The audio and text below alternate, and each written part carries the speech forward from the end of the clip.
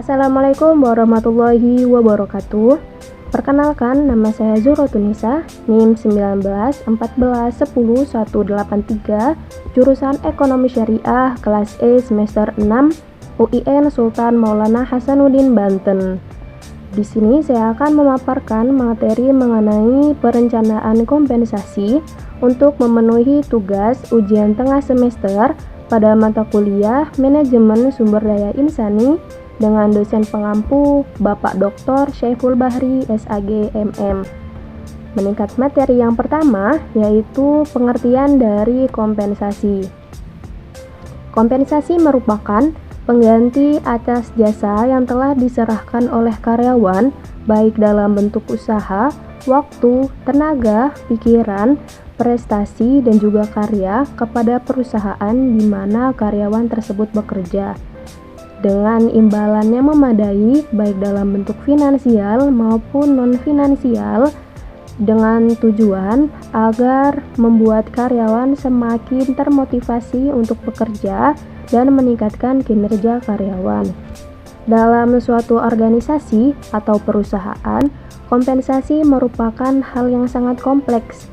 Namun demikian, merupakan hal yang sangat penting pula bagi karyawan dan juga perusahaan. Dalam pemberian kompensasi kepada karyawan harus mempunyai dasar yang logis dan juga rasional. Namun demikian, faktor-faktor emosional harus tetap diperhatikan. Kompensasi dikatakan penting bagi perusahaan dan juga karyawan karena besarnya kompensasi merupakan cerminan atau ukuran nilai terhadap kinerja karyawan itu sendiri. Nah, sebaliknya, besar kecilnya kompensasi dapat mempengaruhi prestasi kerja, motivasi, dan juga kepuasan kerja karyawan. Materi yang selanjutnya yaitu jenis-jenis dari kompensasi.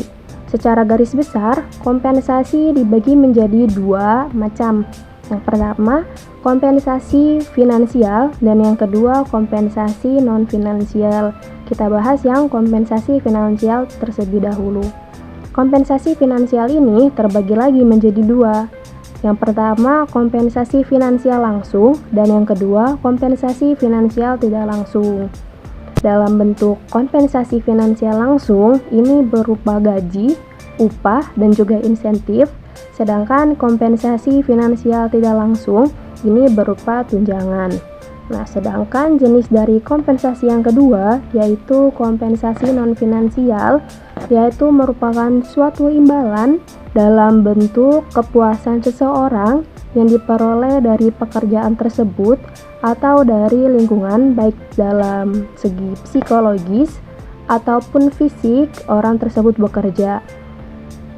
Nah, kompensasi non-finansial terdiri atas aspek karir yang meliputi peluang promosi jabatan, pengakuan karya, temuan baru, aman pada jabatan, prestasi istimewa, dan aspek lingkungan kerja yang terdiri dari nyaman bertugas, kepuasan terhadap fasilitas, rekan kerja, dan mendapatkan pujian, bersahabat, kondusif, dan juga menyenangkan.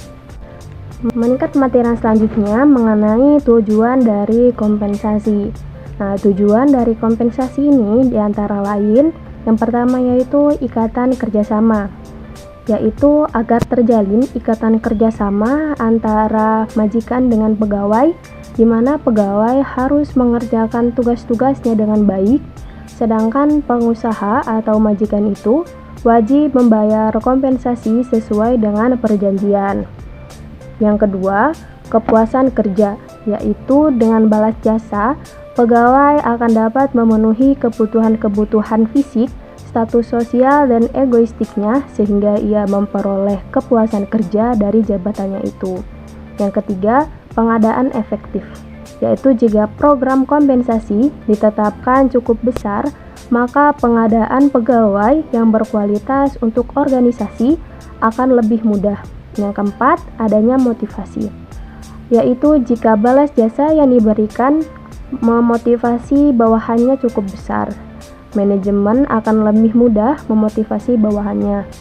Yang kelima, ada stabilitas pegawai, yaitu dengan program kompensasi atas prinsip adil dan layak, serta eksternal eksistensi yang kompetitif, maka stabilitas pegawai lebih terjamin karena turnover relatif kecil.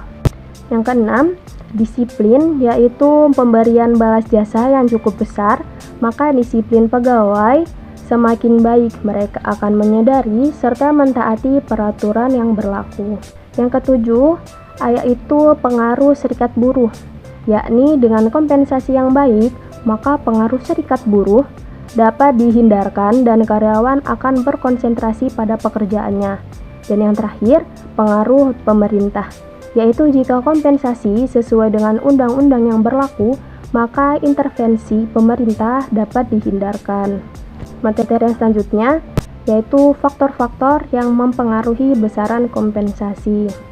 Di antara faktor-faktor tersebut, yaitu yang pertama ada penawaran dan permintaan tenaga kerja, yang kedua kemampuan dan kesediaan perusahaan, yang ketiga ada serikat buruh atau organisasi karyawan, yang keempat ada produktivitas tenaga kerja, yang kelima ada pemerintah dengan undang-undang dan keputusan presiden, yang keenam ada biaya hidup atau cost of living, yang ketujuh ada posisi jabatan karyawan, yang kedelapan ada pendidikan dan pengalaman karyawan, yang kesembilan ada kondisi perekonomian nasional, dan yang terakhir ada jenis dan staf pekerjaan.